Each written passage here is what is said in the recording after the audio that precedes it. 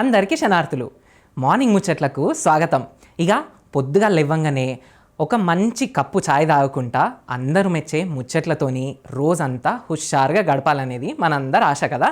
అందుకే ఇవాళ మన ప్రోగ్రాంలో మన బతుకులను మార్చే ముచ్చట్లు, మన పెయ్యికి సత్తువనిచ్చే ముచ్చట్లు, అట్లనే మన మట్టి వాసనను, చరిత్రను యాద్ చేసే ఎన్నెన్నో అదిరిపోయే ముచ్చట్లను మీకోసం పట్టుకొచ్చిన. ప్రతి ఒక్క ముచ్చట మీ మనసుకు హత్తుకుపోయేటట్టు, రోజంతా మీకు కావాల్సిన ఎనర్జీని ఇచ్చేటట్టు ఉంటుందని నేను గ్యారంటీ ఇస్తున్నా. మరి ఇంకెందుకు లేటు, గుండెలు నిండే కళ్ళు రంజింపజేసే ఇయాలటి ముచ్చట్లలోకి చెప్పన పోదాం పాండ్రి. ఇక లోకంలో ఆటలంటే ఇష్టం లేనోళ్ళు ఎవరైనా ఉంటారా చెప్పుండ్రి. అసలు ఆటపాటలు లేకపోతే మనిషి జిందగీ మస్తు బోర్ కొడుతుంది కదా. అట్లనే ఇవాళ మనం అందరం ముచ్చట్లు పెట్టుకోబోయేది దేని గురించి అంటే అంతర్జాతీయ ఒలింపిక్ దినోత్సవం. దీని గురించే మనం ఇవాళ ముచ్చట పెట్టుకుందాం. ప్రతి ఏడు జూన్ 23వ తారీఖున ఈ పండుగను దునియా మొత్తం మస్తు ఘనంగా జరుపుకుంటారు. అసలు ఇది ఎప్పటికెళ్ళి షురువు అయిందంటే ఎప్పుడో కొన్ని ఏండ్ల క్రితం, అంటే 1894 జూన్ 23న ప్యారిస్లో అంతర్జాతీయ ఒలింపిక్ కమిటీ, అంటే ఇంటర్నేషనల్ ఒలింపిక్ కమిటీ IOCని మొదలుపెట్టిండ్రు. దానికి గుర్తుగానే ఈ దినోత్సవాన్ని ప్రతి ఏడు నడిపిస్తూ ఉన్నారు. క్రీడల ప్రాధాన్యతను తెలపనీకి, ప్రపంచవ్యాప్తంగా శాంతిని చాటనీకి ఈ రోజును జరుపుకుంటారు. ఇక ఈ ముచ్చట్లతోని రోజు మీ మెదడుకు మేత పెట్టే క్వశ్చన్ అడుగుతున్నాం కదా, అదేందో చూసేద్దాం పాండ్రి. భర్తృహరి ప్రకారం మౌనం అనేది మూర్ఖుడికి ఆభరణం అని ఎందుకు అనబడింది? ఇక మీ ఆప్షన్స్: మాట్లాడడం కంటే మౌనం వల్ల ఎక్కువ పని జరుగుతుంది. ఆప్షన్ బి, మౌనంగా ఉన్నంత వరకు మూర్ఖుడి అజ్ఞానం బయటపడదు. ఆప్షన్ సి, మౌనంగా ఉండడం వల్ల మూర్ఖుడు పండితుడిగా మారిపోతాడు. ఆప్షన్ డి, మౌనం అనేది ఒక గొప్ప తపస్సు వంటిది. ఇక మీరు ఈ ప్రశ్నకి సమాధానాన్ని ఆలోచించుండ్రి. నేను కరెక్ట్ సమాధానం చివర్లో చెప్తా. ఇక అన్నం తినకుండా ఒక్క రోజన్నా మనం గడపొచ్చేమో కానీ అక్షరం ముక్క రాకుంటే జీవితం గడుసుడు చాలా కష్టమవుతుంది. మనల్ని మనం మార్చుకోవాలన్నా, మన బతుకుల్ని మార్చుకోవాలన్నా, ఈ సమాజాన్ని ఇంకొంత ముందుకు నడిపించాలన్నా అన్నింటికీ ఒక్కటే ఆయుధం, గదే చదువు. చదువున్నోనికి ఉన్న మర్యాదనే వేరు, వానికి ఉన్న తెలివితేటలే వేరు. మరి అసలు ఈ చదువు ప్రాముఖ్యత ఏంది? ఇయాలటి రోజులల్లా పిల్లలకు చదువు ఏ రకంగా దిక్సూచి లెక్క మారుతుంది అనే ముచ్చట్లను మనకు పూసగుచ్చినట్టు చెప్పనీకి ఇయాల మన స్టూడియోకి ఒక పెద్ద మనిషి వచ్చిండ్రు. ఆయననే ప్రముఖ మోటివేషనల్ స్పీకర్, విద్యావేత్త జేవి శ్రీరామ్ గారు. ఇక మరి ఆ సార్తో మాట్లాడి చదువు విలువేందో ఇంకొంత లోతుగా తెలుసుకుందాం పాండ్రి.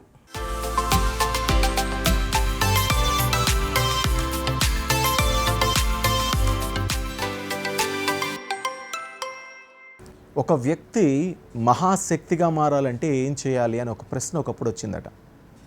దానికి ఏం ఉదాహరణలు ఉన్నాయా అని కథల్లో, పురాణాల్లో వాటిలో వెతకడం ప్రారంభించారట. అప్పుడు వాల్మీకి, కాళిదాసు ఇలాంటి వాళ్ళు కనిపించారట.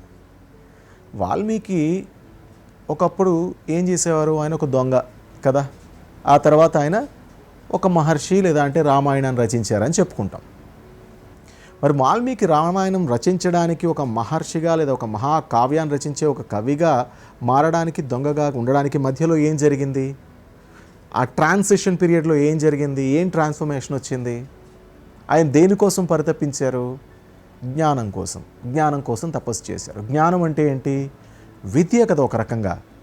విద్య అనే ఒక ట్రాన్స్ఫర్మేషన్ ద్వారా ఒక దొంగ ఒక మహాకావ్యాన్ని రచించే కవిగా మారితే, ఒక గో కాపరి లేదా పశువుల కాపరి, కాళిదాసు రూపంలో ఉన్న ఆ కాపరి కేవలం బీజాక్షరాలని నాలికపైన రాయించుకోవడం అంటే ఏంటి? విద్య అనే దాన్ని పొంది ట్రాన్సిషన్ అయ్యి కాళిదాస్ అనే ఒక మహాకవిగా మారితే, మనలాంటి వాళ్ళం కూడా ఆ విద్యని, ఎడ్యుకేషన్ని సక్రమంగా వాడుకుంటే ఎలాంటి వాళ్ళం అవ్వగలం? ఒకసారి ఆలోచించండి. ఒకవేళ నేను మీ అన్ని సమస్యలకి ఒక అద్భుతమైన మంత్రాన్ని, ఒక మ్యాజిక్ స్టిక్ని, ఒక అద్భుతమైన కీ, మీ అన్ని సమస్యలని ఓపెన్ చేసే ఒక మ్యాజిక్ కీ మీకు ఇస్తాను అంటే, మీ ఉద్యోగం పొందడానికి, మీరు డబ్బులు సంపాదించడానికి, ఒక ఇల్లు కొనుక్కోవడానికి, ఒక కారు కొనుక్కోవడానికి, అమ్మా నాన్నని తీసుకొని ఒక టూర్కి వెళ్ళడానికి, ఒక మంచి భార్యను పొందడానికి, ఇవే కదా మనకి లౌకికంగా ఉండే కోరికలు. ఇవన్నీ తీరడానికి మీ అన్నిటికీ ఒక కీ ఇస్తానంటే అది ఏ కీ అయి ఉంటుంది? ఆ సూపర్ పవర్ ఏమై ఉంటుంది? నేనేం అడుగుతున్నానో ఈ పాటికి అర్థమయ్యే ఉంటుంది, ఏం చెప్తున్నానో అర్థమయ్యే ఉంటుంది. విద్య, ఎడ్యుకేషన్, అదే ఆ సూపర్ కీ, అదే ఆ సూపర్ పవర్. కేవలం దానితో మాత్రమే మనం ఇటు నుంచి ఇటు మారగలుగుతాం. ఏమీ లేని దాని నుంచి అన్నీ ఉన్న స్థాయికి ట్రాన్స్ఫార్మ్ అవ్వగలుగుతాం. మరి ఈ విద్య అప్పుడెప్పుడో కథలు ఇవన్నీ సరేనండి, ఇప్పుడు ఎవరినైనా మార్చిందా? అలా విద్యను నమ్ముకుని ఎవరైనా ఉన్నత స్థాయికి వచ్చారా? ఏపీజే అబ్దుల్ కలాం గారి కథ మీరు చాలాసార్లు వినుంటారే. ఇంట్లో మాడిపోయిన రొట్టెల్లో మంచి రొట్టెలను ఏపీజే అబ్దుల్ కలాంకి పెట్టి మాడిపోయిన రొట్టెలను తన తల్లి తండ్రికి వడ్డించేదట. ఎందుకంటే చదువుకున్న పిల్లోడు పాపం వాడు తినాలి కదా అని. ఆ మాటలు విన్న ఏపీజే అబ్దుల్ కలాం గారు చదువుకుంటున్నాననే, చిన్న పిల్లోడననే, చదువుకుంటున్నాననే ఒక ఉద్దేశంతో నా తల్లిదండ్రులు నా కోసం ఎంత త్యాగం చేస్తున్నారని గ్రహించి ఆ విద్య పైన ఫోకస్ పెడితే ఆయన ఏ స్థాయికి చేరారు? ఈ దేశానికి ప్రథమ పౌరుడు అయ్యారు. ఆయన ప్రెసిడెంట్ ఆఫ్ ఇండియా అయ్యారు, పెద్ద సైంటిస్ట్ అయ్యారు. ఎన్నో విజయాలకు, ఈ దేశం సాధిస్తున్న విజయాలకు ఆయన నాంది పలికారు. సార్, అబ్దుల్ కలాం గారు తర్వాత ఎవరు లేరా? ఎందుకు లేరు? అదే ఫీల్డ్లో తీసుకోండి. డాక్టర్ ఎస్ సోమనాథ్ గారు, ఆయన ఇస్రో చైర్మన్గా చేసి రిటైర్ అయ్యారు. మనం చంద్రయాన్ చూసేసాం, మంగళయాన్ చూసేస్తున్నాం, ఇవన్నీ చూసేస్తున్నాం కదా. ఇవన్నీ ఎలా జరిగిపోతున్నాయి? అలాంటి గొప్ప వ్యక్తుల కృషి వల్లే కదా. మరి ఈ సోమనాథ్ గారు ఎవరు? ఆయన ఏమైనా ఐఏఎస్ చదువుకున్న వాళ్ళు, లేదంటే పెద్ద పెద్ద డబ్బున్న వాళ్ళు, వాళ్ళ బిడ్డ? కేరళలో ఒక సాధారణ school teacher, Hindi school teacher, అతి తక్కువ ఆదాయం ఉన్న ఒక స్కూల్ టీచర్ బిడ్డ. ఆయన నడుస్తూ వెళ్తూ, సైకిల్ మీద వెళ్తూ, విద్య కోసం దూరాలు ప్రయాణిస్తూ, ఎన్నో కష్టాలు నష్టాలకు ఓర్చి ఆయన తన విద్యను పూర్తి చేసుకొని సైంటిస్ట్, ఆ తర్వాత ఇస్రో చైర్మన్ స్థాయికి ఎదిగారు. ఎలా సాధ్యపడింది అది? కేవలం విద్య, ఎడ్యుకేషన్ అనే సూపర్ పవర్ని ఆయన సరైన రీతిలో వాడుకోవడం వల్ల. అంతెందుకండి, మన రాజ్యాంగాన్ని రచించింది ఎవరు అంటే మనం ఏం చెప్తాం? డాక్టర్ బిఆర్ అంబేద్కర్, భీమ్రావ్ అంబేద్కర్ అని చెప్పుకుంటాం కదా. ఆయన ఎలాంటి స్టేజ్ నుంచి ఎలాంటి స్టేజ్కి వచ్చారు? అస్పృశ్యత, అన్టచబిలిటీ గురించి మనం ఇంతకు ముందు ఉండేదని పాఠాల్లో చదువుకున్నాం కదా. దాని బాధితుడే కదా ఆయన. ఆ స్థాయి నుంచి, చాలా నిమ్న స్థాయి నుంచి ఏ సూపర్ పవర్ని వాడి ఆయన భారతదేశపు రాజ్యాంగాన్ని రచించే ఒక మహోన్నత వ్యక్తిగా మారగలిగారు? ఆ సూపర్ పవర్ పేరేంటి? సింపుల్, ఎడ్యుకేషన్, విద్య. విద్యను ఆపలేదు. ప్రాథమిక విద్య, తర్వాత ఎక్కడ విద్య దొరుకుతుంది అనుకుంటే అక్కడికి షిఫ్ట్ అవుతూ వెళ్తూ దూర దేశాలు కూడా వెళ్ళి 2 PhDలు చేసి డాక్టర్ బిఆర్ అంబేద్కర్ అనే పేరుతో ఈ భారతదేశంలో అడుగుపెట్టి, ఈ భారతదేశ స్వాతంత్ర సంగ్రామం తర్వాత, భారతదేశానికి స్వాతంత్రం వచ్చిన తర్వాత దీనికి ఒక దిశానిర్దేశం చేసే ఒక పుస్తకం కావాలి, ఒక రాజ్యాంగం కావాలంటే ఈ దేశం అంతా, ఇక్కడున్న నాయకులంతా ఎవరి వైపు చూశారు? డాక్టర్ బిఆర్ అంబేద్కర్ వైపు చూశారు. ఎందుకు? కేవలం ఎడ్యుకేషన్ అనేది ఆయన్ని పూర్తిగా ట్రాన్స్ఫార్మ్ చేయబట్టి కదా. చదువుకోకపోయినా నేర్చుకోవాలనే జిజ్ఞాస ఉంది చూసారా, అది కూడా చదువే. మీరెవరైతే వ్యాపారవేత్తల్ని వాళ్ళు నాకు చూపిస్తున్నారో, సార్ వీళ్ళు చదువుకోకుండానే ఇంత స్థాయికి వచ్చారని, వాళ్ళు జిజ్ఞాస, నేర్చుకోవాలనే గుణం ఏ రోజు చనిపోలేదు. వాళ్ళు దాన్ని కంటిన్యూ చేస్తూ చదవలేని పరిస్థితుల్లో, చదువుకోలేని పరిస్థితుల్లో, చదువు కొనలేని పరిస్థితుల్లో వాళ్ళు ఆ నేర్చుకునే తత్వాన్ని మాత్రం విడిచిపెట్టకుండా ఆయా రంగాల్లో నేర్చుకుంటూ ముందుకు వెళ్ళి పెద్ద పెద్ద వ్యాపారస్తులుగా స్థిరపడ్డారు. కానీ మీకు అవసరం లేదే, మీరు చదువుకొని కూడా స్థిరపడొచ్చు. అలా ఇవాళ భారతదేశంలో కనీసం 2047 కల్లా కనీసం ఒక 100 కోట్ల మంది వ్యాపారవేత్తలు ఉండాలని ఒక టార్గెట్తో ముందుకెళ్లాలని ఒక సంకల్పంతో భారతదేశం ముందుకెళ్తోంది. అలా 100 కోట్ల మంది వ్యాపారవేత్తలు, పారిశ్రామికవేత్తలు ఉండాలంటే ఏది పునాదవుతోంది? విద్య మాత్రమే పునాదవుతోంది. విద్యా దదాతి వినయం అని సంస్కృతంలో ఒక మాట. వినయాన్ని ఇస్తోందట విద్య. విద్య కేవలం వినయాన్ని ఒకటే కాదు, జ్ఞానాన్ని కూడా ఇస్తుంది. జ్ఞానంతో పాటు మిమ్మల్ని తీర్చిదిద్దుతుంది. 1వ క్లాస్లో ఎలా ఉన్నారో మీరు డిగ్రీకి వచ్చాక అలాగే ఉంటున్నారా? 2వ క్లాస్లో ఎలా ఉన్నారో మీరు ఇంటర్మీడియట్ చదువుతున్నప్పుడు అలాగే ఉన్నారా? 5వ క్లాస్ చదువుతున్నప్పుడు ఉన్న మీ అల్లరో, లేకపోతే మీ మానసిక తత్వమో మీరు పీజీ చేసే సమయానికి అలాగే ఉందా? ఎలా మారారు మీరు? మీరు ఎక్కడైతే చదువుకుంటున్నారో, ఏ విద్యనైతే అభ్యసిస్తున్నారో ఆ విద్య మిమ్మల్ని మారుస్తోంది, ఒక రాయిని చెక్కుతూ ఉంది. విద్యని ఎలా వాడుకుంటాం, ఎలా దాన్ని యూటిలైజ్ చేసుకొని పై స్థాయికి వెళ్ళడానికి మనం ప్రయత్నిస్తాం అన్నదే ఇక్కడ కీలకమైన విషయం. విద్యని చిన్న చూపు చూసి చాలు ఏదో చదివేస్తే వచ్చేస్తుంది, ఇది పూర్తి చేసేస్తే అయిపోతుంది, లేదా అంటే మొత్తం బట్టి పట్టేసి ఎగ్జామ్కి వెళ్ళి అక్కడ కక్కేస్తే, సింపుల్గా చెప్పాలంటే అంతే కదా. ఇక్కడ మొత్తం ఫీడ్ చేస్తాం, అక్కడికి వెళ్ళి మొత్తం పేపర్ మీద వంపేసి నింపేసి వచ్చేసి అమ్మయ్య అయిపోయింది, నా చదువు అయిపోయింది అనుకుంటే అది విద్య కాదు, అది సరైన విద్య కాదు. ఏం నేర్చుకుంటున్నారో దాన్ని ఇష్టపూర్వకంగా పూర్తి స్థాయిలో మీ స్పృహతో, ఇష్టంతో, కష్టంతో పాటుగా, అందుకే కష్టపడే కాదు ఇష్టపడి కూడా నేర్చుకుంటారో అది సంపూర్ణ విద్యగా మారుతుంది. మీకెప్పుడూ ఒక దీపమై దారి చూపిస్తూనే ఉంటుంది ఏదో ఒక రూపంలో. కాబట్టి విద్య యొక్క విలువను తెలుసుకోండి. విద్యని చిన్నచూపు చూడకండి, విద్య నేర్పే వాళ్ళని కూడా చిన్నచూపు చూడకండి. ఇంతకుముందు ఎలా అయితే విలువల గురించి మాట్లాడుకున్నామో ఆ విలువలను నిలబెట్టుకోవాలంటే కూడా విద్యే ప్రధానమనే విషయాన్ని గ్రహించి ముందుకెళ్ళండి. మీకు అన్ని చోట్ల విజయాలే.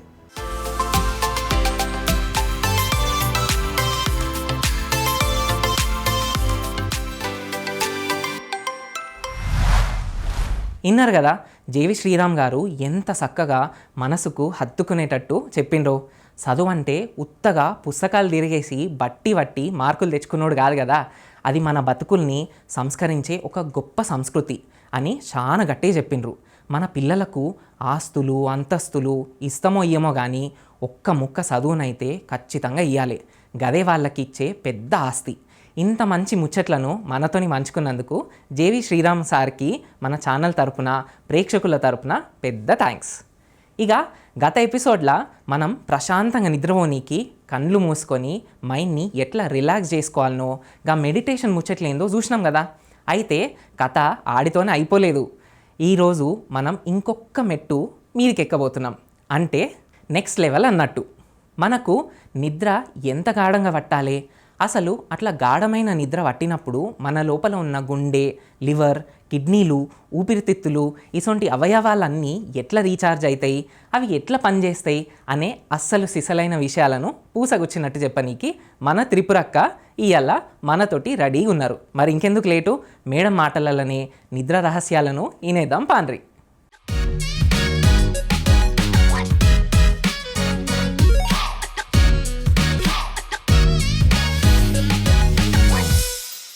నమస్తే అండి, దూరదర్శన్ యాదగిరి ప్రేక్షకులకు మరొకసారి నమస్కారం.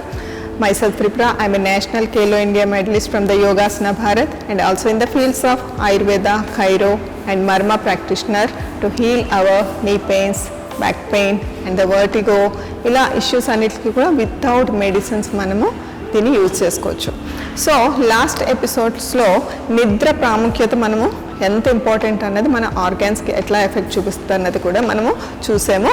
సో ఈ సైక్లిక్ మెడిటేషన్ అన్నది ఈ నిద్రలేమి అన్న వాళ్ళకి, యాంగ్జైటీకి ఎట్లా యూజ్ అవుతుందో కూడా మనం ఫర్దర్గా కొన్ని స్టెప్స్ చూసాము. ఇప్పుడు ఇంకొంచెం నెక్స్ట్ స్టెప్ ఇన్స్టెంట్ రిలాక్సేషన్ చూసాము, సెంటరింగ్ చూసాము అండ్ అర్ధకటి చక్రాసనం చూసాము. దీనివల్ల ఏంటంటే కొంత మనము మూమెంట్స్, ఫిజికల్ మూమెంట్ ఇస్తాము, దాంతో పాటుగా కొంత రిలాక్సేషన్ కూడా ఇస్తాము సైమల్టేనియస్గా. దీనివల్ల మనకి బ్రెయిన్ కామ్ డౌన్ అయిపోతుంది అండ్ ఇవంతా కూడా ఐస్ క్లోజ్ చేసుకునే చేయాల్సిన ప్రొసీజర్. మీకు కుదిరితే మ్యాట్ మీద లేకపోతే బెడ్ మీద, మీ ఇష్టం, మీ ఆప్షన్, మీరు ఎట్లా రిలాక్స్ అవ్వడానికి చూస్ చేసుకోవచ్చు. సో ఈరోజు మనం ఇప్పుడు చూస్తున్నాము next phase of our cyclic meditation, quick relaxation technique. Slowly lie down on your left side with closing of your eyes. Lie down, left side, linear awareness and gently turn to the Shavasana.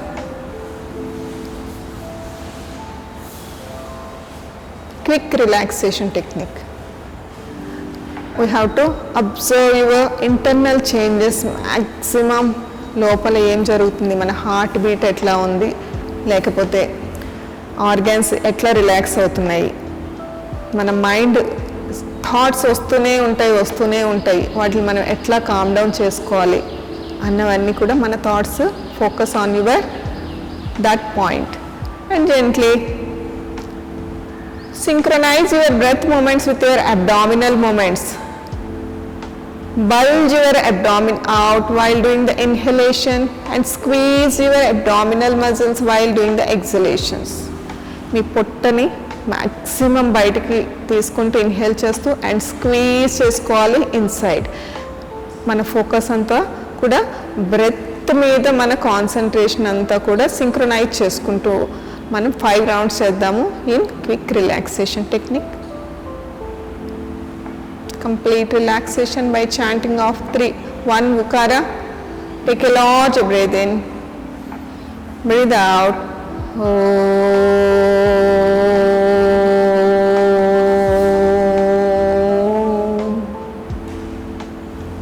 Feel the beautiful vibrations and sensations coming by the Ukara chanting. And slowly turn to the right side. Lie down on your right side, coming to the sitting position. Vajrasana. Sit on your ankles. Stand on your knees. Sloga. With a minimal motion. Everything will be with a minimal motion.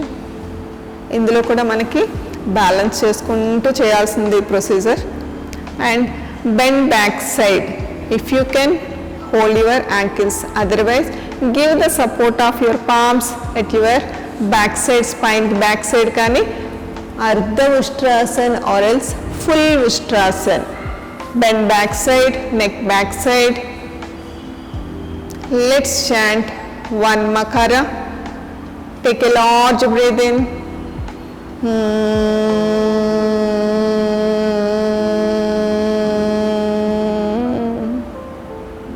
And gently complete relaxation by releasing your palms. Sit on your ankles. Vajrasana. Slowly bend forward for Shashankasana by making a fist of your right hand by holding your left hand at your back side. Meeku right hand ni left hand toti manchiga slowga with a minimal motion and observe your internal changes, breath flow etla unnadi annadi kuda manamu observe cheskuntu undali. Forehead should be touched to the floor. And let's chant 1 Makara. Take a large breath in.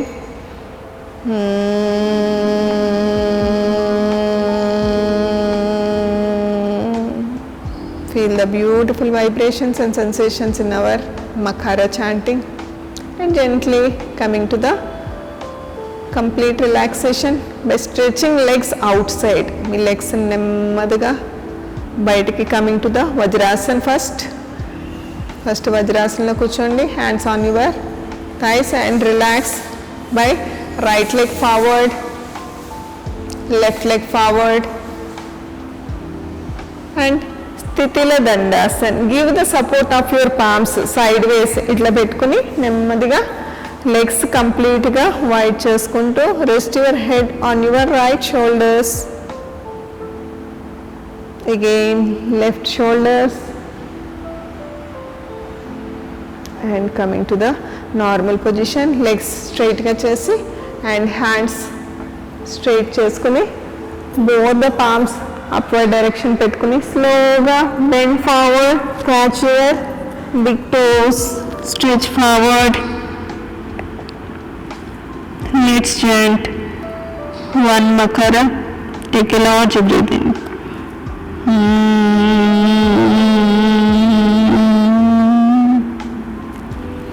And slowly coming to the complete relaxation. One more time, Sthitila Dandasana. Again, rest your right shoulders. Again, rest your head on your left shoulders and observe your internal changes. And slowly we are going to enter next phase of our cyclic meditation, deep relaxation technique. Slowly lie down on your left side, Shavasana. So చూసారు కదండి, instant quick relaxation techniques. ఇది ఏంటంటే మన స్పైన్కి back bend and forward bend, ఇట్లా కొన్ని ఆసనాస్, కొన్ని relaxations. దీనిలో మన బాడీ మొత్తం కూడా cool down and calm down అయిపోతూ ఇప్పుడు నెక్స్ట్ ఫేజ్లో మనం ఈ సైక్లిక్ మెడిటేషన్లో మన బ్రెయిన్కి యాక్టివిటీ ఇస్తాం. ఇప్పుడు మొత్తం దానికి ఇప్పటి వరకు ఫిజికల్ యాక్టివిటీ ఇచ్చాము, కొంత రిలాక్సేషన్ ఇచ్చాము. ఇప్పుడు నెక్స్ట్ ఎపిసోడ్లో మనము డీప్ రిలాక్సేషన్ చూడబోతున్నాము. సో దిస్ ఈస్ త్రిపుర అండి, సైనింగ్ ఆఫ్. అబ్బా చూసిండ్రు కదా, గాఢ నిద్ర అంటే ఉత్తగానే కండ్లు మూసుకొని పండుకున్నాడు కాదు, మన బాడీ లోపల ఒక పెద్ద సర్వీసింగ్ సెంటరే నడుస్తుందన్నట్టు. త్రిపుర మేడం ఎంత చక్కగా వివరించి చెప్పిండ్రు కదా. రాత్రిపూట మనం ప్రశాంతంగా నిద్రపోతే మన పెయిలో ఉన్న అవయవాలన్నీ మళ్ళా పొద్దుగాలటికల్లా కొత్త శక్తిని తెచ్చుకుంటాయి. మరి మేడం చెప్పినట్టు ఈ నెక్స్ట్ లెవెల్ చిట్కాలను మీరు కూడా తప్పకుండా పాటిస్తారని, రోజు రాత్రి హాయిగా గాఢంగా నిద్రపోతారని ఆశిస్తున్నా. కోడిగుడ్డు అంటే మన ఊళ్ళకు పానం కదా. ఉడకబెట్టిన గుడ్డు, ఆమ్లెట్ పొరటు గీ అన్నీ ఎప్పుడు తినేటియే. కానీ ఇవాళ మనం కిచెన్లో కొత్తగా కొంచెం వెరైటీగా విదేశీ స్టైల్లో అచ్చం మన తెలంగాణ రుచితోని స్క్రాంబుల్డ్ ఎగ్స్ ఎట్లా చేసుకోవాలనో చూద్దాం. సాఫ్ట్గా నోట్లో వేస్తే కరిగిపోయేటట్టు, పిల్లలకైతే మస్తు నచ్చుతుంది. మరి ఎందుకు లేటు, ఎట్లా చేయాలనో జల్దీ చూసొద్దాం పాండ్రి. నమస్కారం, వెల్కమ్ టు స్మార్ట్ బ్రేక్ఫాస్ట్. నా పేరు జ్యోతిర్మయి న్యూట్రిషనిస్ట్. ఈరోజు మనం చేసుకోబోయే రెసిపీ ఏంటంటే స్క్రాంబుల్డ్ ఎగ్ విత్ వెజీస్ అనమాట. సో స్క్రాంబుల్డ్ ఎగ్ విత్ వెజీస్కి కావాల్సిన పదార్థాలు ఏంటో ఇప్పుడు చూసేద్దాం. గుడ్లు, చాప్డ్ ఆనియన్, టొమాటో, క్యాప్సికమ్ ముక్కలు, గ్రీన్ చిల్లీస్, కొత్తిమీర, జింజర్ గార్లిక్ పేస్ట్, ఉప్పు, పెప్పర్ పౌడర్, నూనె, chilli flakes, oregano. Scrambled egg with veggies కావాల్సిన పదార్థాలు చూసారు కదండి. ఇప్పుడు తయారీ విధానం చూద్దాం. సో స్క్రాంబుల్డ్ ఎగ్ అనగానే ఎగ్ అనేది చాలా ఇంపార్టెంట్, మనందరికీ తెలుసు. సో ఇక్కడ నేను ఎగ్స్ని తీసుకున్నాను. ఎగ్స్ అనేది చాలా న్యూట్రిషియస్ అండి. అండ్ మనకి దీంట్లో 9 ఎసెన్షియల్ అమినో యాసిడ్స్ అంటాము. అంటే ప్రోటీన్ కంటెంట్ అనేది కంప్లీట్ ప్రోటీన్ అంటాము. ఆ కంప్లీట్ ప్రోటీన్ అనేది మనకి ఎగ్స్లో ఉంటుంది. చాలా తక్కువ డబ్బులతో ఎక్కువ న్యూట్రిషియస్ని అందించేది ఏంటంటే ఎగ్సే అనమాట. ఎగ్స్లో చూసుకున్నట్టయితే ప్రోటీన్ ఎలాగా ఉంటుంది అది మనందరికీ తెలుసు. ప్రోటీన్తో పాటు మిగతా వైటమిన్స్ ఎక్సెప్ట్ వైటమిన్ సి, అంటే వైటమిన్ సి ఒకటి వదిలేసి మిగతా ఎన్ని వైటమిన్స్ ఉన్నాయో ఆ వైటమిన్స్ అన్నీ ఎగ్లో ఉంటాయి అన్నమాట. అందుకే పిల్లలకి కానీ పెద్దలకి కానీ ఎగ్ కంపల్సరీ ఒకటన్నా ఇవ్వాలని చెప్తూ ఉంటాం అనమాట. సో ఇలాంటి ఎగ్స్ తోటి మార్నింగ్ కనుక మీరు తీసుకున్నట్టయితే డే అంతా మనకి చాలా ఎనర్జెటిక్గా ఉంటుందన్నమాట. సో అలాంటి డిషే మనం ఈరోజు చేసుకోబోతున్నాము. సో దీనికి మనం ఏం చేయాలో చెప్తాను. ఫస్ట్ ఒక బౌల్ తీసుకోవాలి. ఎగ్స్ని బీట్ చేసేసుకుందాము.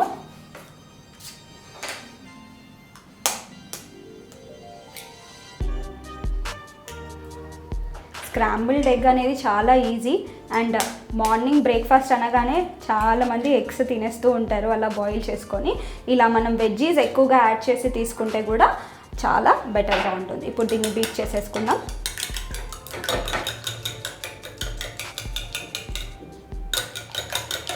ఎస్, కొంచెం ఉప్పు వేసుకుందాం, కొంచెం పెప్పర్ పౌడర్,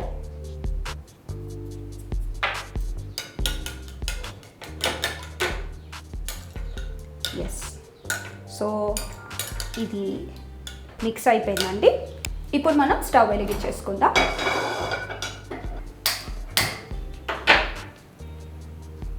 ప్యాన్ పెట్టేసుకుందాం. సో ప్యాన్ పెట్టేసుకున్నాం కాబట్టి కొంచెం ఆయిల్ వేసుకుందాం. కావాలంటే మీరు ఆలివ్ ఆయిల్ కూడా యూస్ చేయొచ్చు, లేదంటే నార్మల్ ఆయిల్ కూడా యూజ్ చేయొచ్చు, ఎటువంటి ప్రాబ్లం లేదు. కాకపోతే ఆయిల్ కంటెంట్ అనేది ఎప్పుడే చాలా తక్కువగా యూజ్ చేయండి. అంటే ఓవరాల్ డేలో మనం చాలా తక్కువగా నూనెని వాడాలి. సో ఓవరాల్ డేలో ఒక్కొక్కసారి మనం క్యాలిక్యులేట్ చేసుకోలేకపోతాము. సో అలా అని మనం మంత్ అంతా ఎంత ఆయిల్ కన్జంప్షన్ చేస్తున్నాం అనేది కూడా నోట్ చేసుకోవాలన్నమాట. అంటే ప్రతి మనిషికి నెలకి 1/2 లీటర్ కన్నా ఎక్కువగా నూనెని వాడకూడదు. అంటే మీ ఇంట్లో 4 ఉన్నారనుకోండి, 2 లీటర్ల కన్నా ఎక్కువగా నూనెని వాడొద్దు. సో మీరు ఇప్పుడు క్యాలిక్యులేట్ చేసుకోండి, మీ ఇంట్లో ఎంతమంది ఉన్నారు, ఎంత నూనె వాడుతున్నారు. సో వెయిట్ లాస్ అనగానే ప్రతి ఒక్కరి మైండ్లో వచ్చేది ఏంటంటే నేను బరువు ఎక్కువగా ఉన్నాను, అన్నం తినడం ఆపేయాలి, సో ఓవరాల్గా ఫుడ్ కంటెంట్, చపాతీ కంటెంట్ ఇవన్నీ తగ్గించేసేయాలి అని అనుకుంటారు. కానీ మీరు మీరు కాన్సన్ట్రేట్ చేయాల్సింది ఏంటంటే ఆయిల్. ఎంత తక్కువగా ఆయిల్ యూస్ చేస్తే అంత తొందరగా కూడా మనకి ఓవరాల్ క్యాలరీ కంటెంట్ అనేది ఎక్కువ పెరిగిపోతుంది ఆయిల్లో. అందుకే మనకి ఓవరాల్ క్యాలరీస్ పెరగకుండా ఉండాలంటే నూనెని తగ్గించండి. సో చాలామంది ఇంకొక డౌట్ వస్తుంది, ఆయిల్ తగ్గించాం కదా నెయ్యి వాడుకోవచ్చు అని అంటూ ఉంటారు. నెయ్యి కానివ్వచ్చు, ఆయిల్ కానివ్వచ్చు, రెండు సేమ్ క్యాలరీస్ ఉంటాయి. అంటే మీరు ఇంట్లో నెయ్యి వాడినా నూనె వాడినా, ఇప్పుడు నలుగురికి 2 లీటర్లు అని చెప్పాను, 1 లీటర్ నెయ్యి వాడుకోవచ్చు, 1 లీటర్ నూనె కూడా వాడుకోవచ్చు. అండ్ నూనెలో కూడా మనం ఖచ్చితంగా ఫిల్టర్డ్ ఆయిల్స్ మట్టికే వాడాలి. ఫిల్టర్డ్ ఆయిల్స్ అంటే ఏంటి, మనం సీడ్ని ప్రెస్ చేసి తీస్తాం కదండి, దాన్ని ఫిల్టర్డ్ ఆయిల్స్ అంటారు. బయట రిఫైన్డ్ ఆయిల్స్ అని ఉంటాయి కదా, అది మన బాడీకి అంత మంచిది కాదు. సో రిఫైన్డ్ ఆయిల్స్ బదులుగా మీరు ఫిల్టర్డ్ ఆయిల్స్ని వాడండి. లేకపోతే గానుగ నూనె అంటారు కదా, అది వాడినా మంచిదే. సో ప్యాన్ హీట్ అయిపోయింది, ఆయిల్ కూడా హీట్ అయిపోయింది. సో నెక్స్ట్ నేను ఇక్కడ ఆనియన్ ముక్కలను వేస్తున్నాను.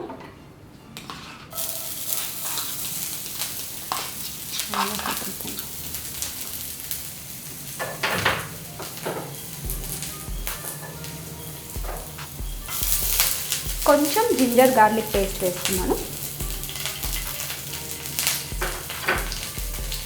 పచ్చిమిర్చి,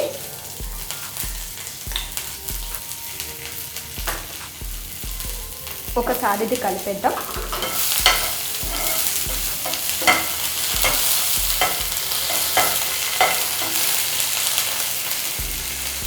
క్యాప్సికమ్ వేస్తున్నాను.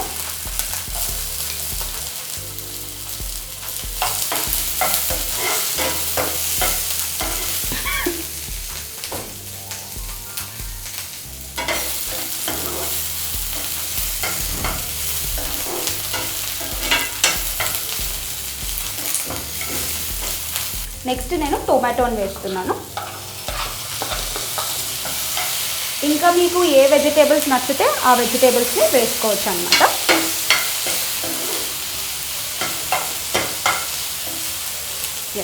నెక్స్ట్ కొంచెం ఉప్పుని వేసుకుందాం. ఆల్రెడీ మనం ఎగ్లో ఉప్పు వేసుకున్నాం కాబట్టి కొంచెం తక్కువగా వేసుకోవాలి. దాని తర్వాత కొంచెం చిల్లీ ఫ్లేక్స్, నెక్స్ట్ ఆరిగానో, ఇవన్నిటిని ఒకసారి కలిపేద్దాం. నెక్స్ట్ మనం ఆల్రెడీ బీట్ చేసి పెట్టుకున్నాం కదా, దీన్ని యాడ్ చేసేద్దాం.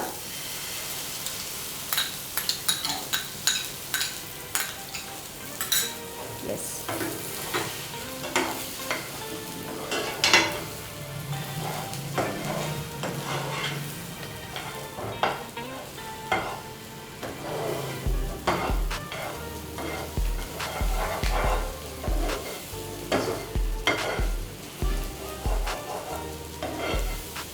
సో చూడండి ఎంత కలర్ఫుల్గా ఉంది. కావాలంటే మీకు ఇంకొక ఈజీ వేలో కూడా చెప్తాను. వెజ్జీస్ అన్నీ మనం సపరేట్గా పెట్టుకొని అండ్ ఎగ్ని కూడా మనం సపరేట్గా స్క్రాంబుల్ చేసి పెట్టుకొని ఆ తర్వాత రెండింటిని కూడా కలిపేయచ్చు.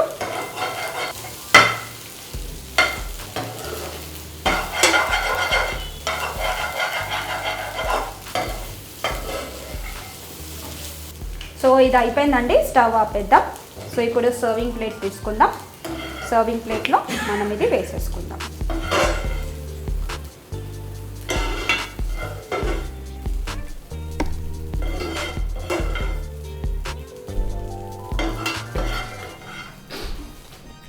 ఎస్, సో ఇదైతే రెడీ అయిపోయిందండి. ఇందాక నేను చెప్పినట్టు మనకి ఎగ్లో అన్ని వైటమిన్స్ కవర్ అవుతాయి అని చెప్పాను, except vitamin C. Vitamin C అనేది మన బాడీకి చాలా ఇంపార్టెంట్ అండి. ఇది ఇమ్యూనిటీ డెవలప్మెంట్కి బాగా హెల్ప్ అవుతుంది.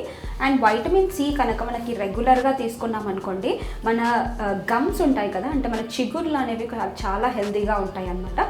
సో ఖచ్చితంగా మీరు ఇలాంటి రెసిపీని ట్రై చేస్తారని కోరుకుంటున్నాను. Thank you.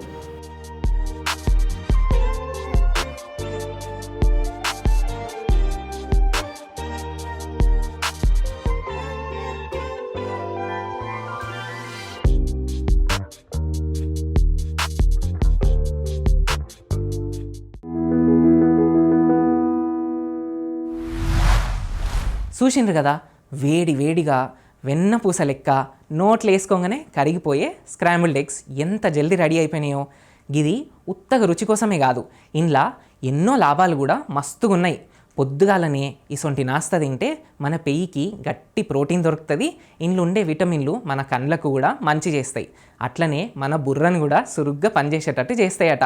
పొద్దుగాల ఆఫీసులకు బడులకు ఉరికేటోళ్లకు జల్దీ అయిపోయే బలమైన నాస్తా చేసుకొని తినుండ్రి. మరి వాళ్ళకు కూడా రోజంతా కావాల్సిన సత్తు కూడా దొరుకుతుంది ఈ నాస్తాతోటి. ఏమంటున్నా? ఇక మన తెలంగాణ ముచ్చటకు వస్తే, మన తెలంగాణ ప్రజలు రకరకాల డ్రెస్సులు వేసుకొని రంగురంగుల చీరలు కట్టి ముచ్చటగా ముస్తాబై హుందాగా బతుకుతున్నారంటే దానికి అసలైన కారణం మన ఊర్లలో ఉన్న టెక్స్టైల్ ఇండస్ట్రీసే. ఏమంటారు? నిజమే కదా. మరి ఈ టెక్స్టైల్ ఇండస్ట్రీస్ మన తెలంగాణలో ఏడేడు ఉన్నాయి? అసలు ఎక్కడి నుంచి ఎసొంటి దుస్తులు దొరుకుతున్నాయి? మనోళ్ళు వాటిని ఎందుకు అంతగానం ఇష్టపడుతున్నారు? మన చేనేతన్నల చేతుల మాయాజాలం ఏంది? ఇగో గిసొంటి మస్తు ఇంట్రెస్టింగ్ ముచ్చట్లన్నీ మన చరిత్రను విడమరచి చెప్పేటందుకు హెరిటేజ్ అండ్ కల్చర్ ఎక్స్పర్ట్ మన అనురాధారెడ్డి మేడం రెడీగా ఉన్నారు. మరి ఆమె మాటలనే ఇంకిన్ని ముచ్చట్లు తెలుసుకొని ఇందాం పాండ్రి.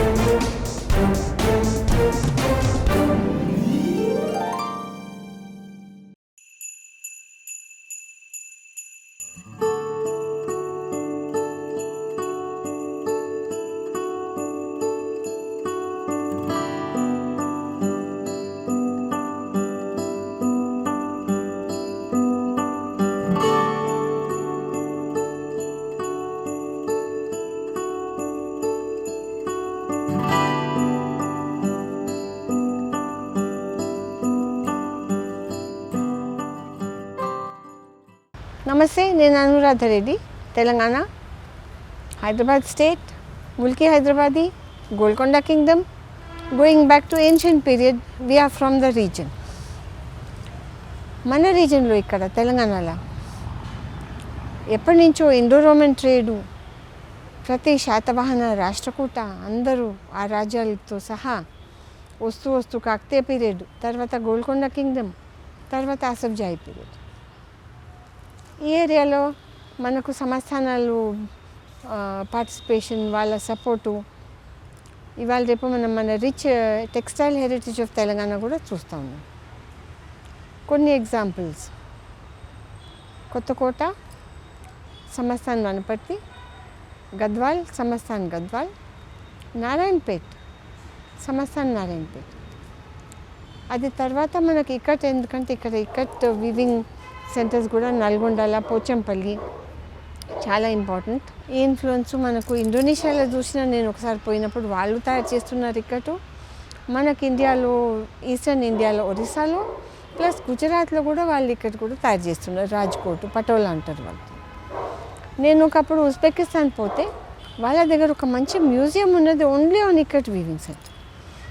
నాకు ఆశ్చర్యం, నేను సర్ప్రైజ్ అని, ఇదేంటి ఇది మనదా మీదా అని. అయితే అది మనకి అక్కడి నుంచి వచ్చినాయా లేకుంటే మన దగ్గర నుంచి ఈస్టర్న్ వెస్ట్ వెళ్ళిపోయినాయా ఇంకా అర్థం కాదు.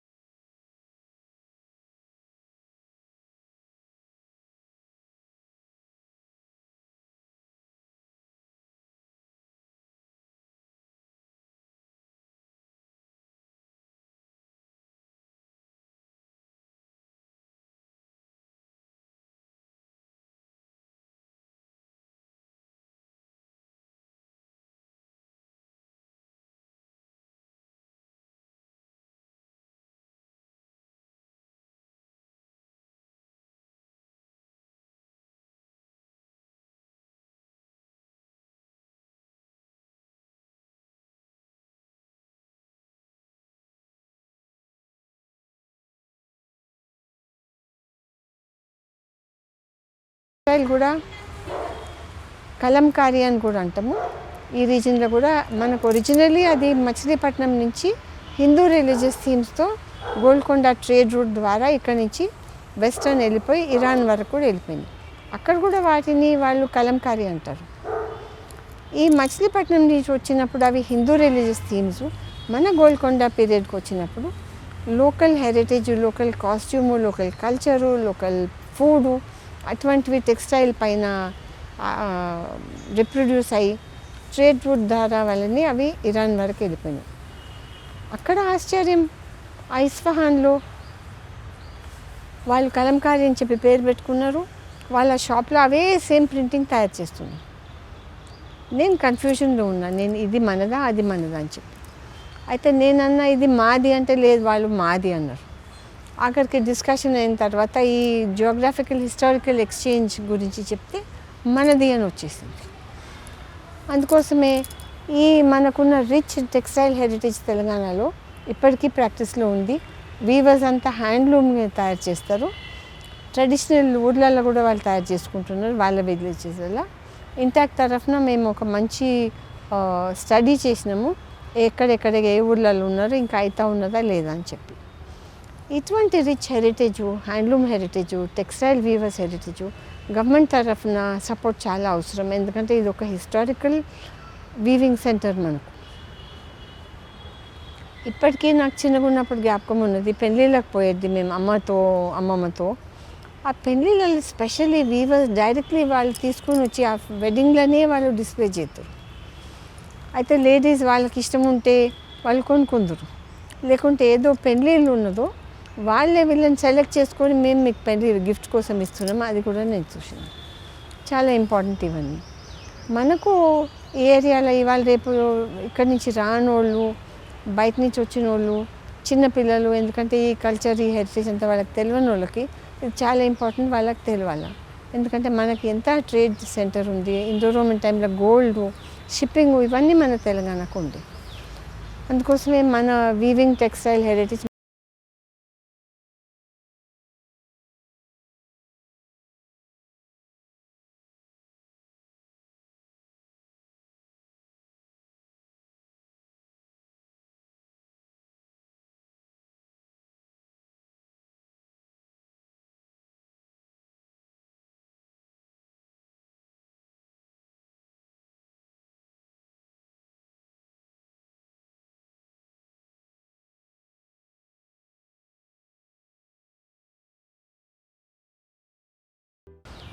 టూ స్కూల్స్లలో నేను వర్క్షాప్స్ చేసినాను ఆన్ హెరిటేజ్ టెక్స్టైల్స్.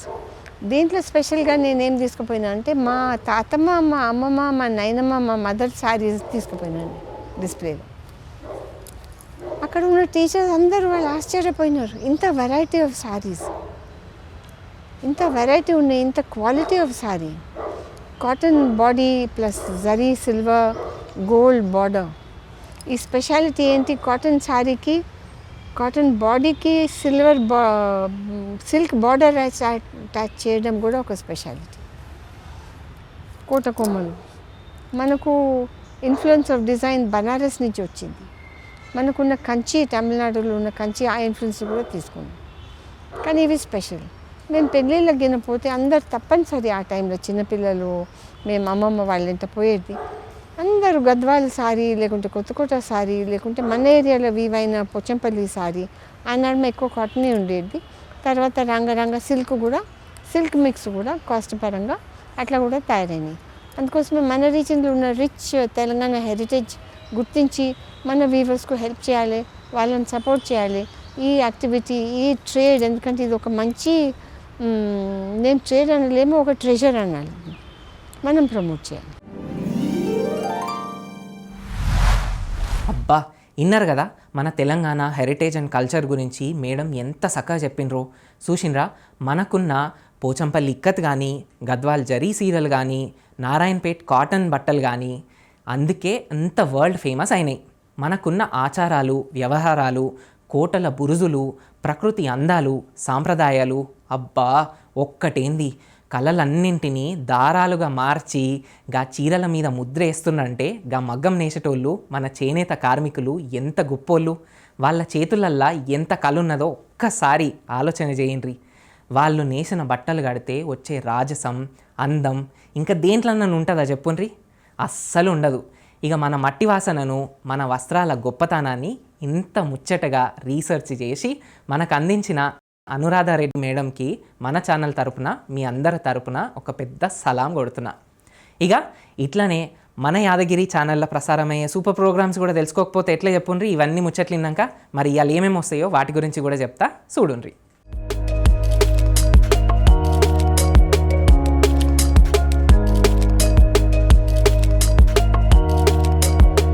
ఈరోజు దూరదర్శన్లో ప్రసారమయ్యే ముఖ్య కార్యక్రమాలు: ఉదయం 9 గంటలకు హాలీవుడ్ సినిమాలో భాగంగా ఏపెక్స్ సినిమా, ఉదయం 11 గంటలకు సినిమా పాటలతో సినీ గీతాలు కార్యక్రమం, మధ్యాహ్నం 12 గంటలకు మీ ముందుకు రానుంది ఫుల్ ఆన్ ఎనర్జీతో సాగిపోయే మన డైలీ స్పెషల్ మస్త్ మజా కార్యక్రమం, సాయంత్రం 5 గంటలకు రైతు నేస్తం కార్యక్రమంలో ఖరీఫ్ కూరగాయల సాగులో అధిక దిగుబడులు, మేలైన యాజమాన్య పద్ధతుల గురించి డాక్టర్ ఆర్ ప్రీతం గారు వివరిస్తారు. టమాటా నారు నాటిన తర్వాత ఒకవేళ సడన్గా ఎక్కువ 4-5 రోజుల పాటు వర్షాలు పడుతున్నట్లయితే మనకు వెంటనే ఈ పెండి మెత్తని పిచికారీ చేసుకోవడానికి వీలు ఉండదు. గడ్డి మొలుస్తుంది అప్పటికి. సో మొలిచిన గడ్డిని కంట్రోల్ చేయడానికి కొంత మనకు ఈ మెట్రోబుజిన్ అనేటువంటి మందు 300 గ్రాములు 1 ఎకరానికి సిఫారసు చేస్తున్నాం. 1.5 గ్రాములు 1 లీటర్ నీటికి చొప్పున కలుపుకొని మనకు 15 నుంచి 15 రోజుల మధ్యలో పిచికారీ చేసుకున్నట్లయితే ఈ కొంత ఈ టొమాటోలో ఈ కలుపు సమస్యని నివారించుకోవచ్చు. సాయంత్రం 5:30 ప్రతిరోజు కొత్త కార్యక్రమంతో మీ ముందుకు రానుంది రంగురంగుల హరివిల్లు సింగిడి కార్యక్రమం. రాత్రి 8 గంటలకు మంచి హాస్యభరితమైన సీన్స్తో మిమ్మల్ని అందరినీ కడుపుబ్బా నవ్వించే ప్రత్యేక కార్యక్రమం నవ్వు నవ్వించు. రాత్రి 8:30 సైబర్ క్రైమ్స్ సిరీస్లో భాగంగా సైబర్ క్రైమ్స్ భద్రత గురించి అవగాహన కార్యక్రమం. ఇక ఈరోజు దూరదర్శన్లో ప్రసారమయ్యే తెలుగు వార్తలు ఉదయం 8 గంటలకు, మధ్యాహ్నం 1 గంటకు, రాత్రి 7 గంటలకు, తిరిగి రాత్రి 9 గంటలకు. అలాగే ఉర్దూ వార్తలు మధ్యాహ్నం 1:30 తిరిగి రాత్రి 7:30. రేపు ఉదయం 6:15 సన్మార్గం కార్యక్రమం, రేపు ఉదయం 6:30 నిత్యార్చన కార్యక్రమం. ఇక రేపటి ముఖ్య కార్యక్రమాలు రేపటి మార్నింగ్ ముచ్చట్లు తెలుసుకుందాం.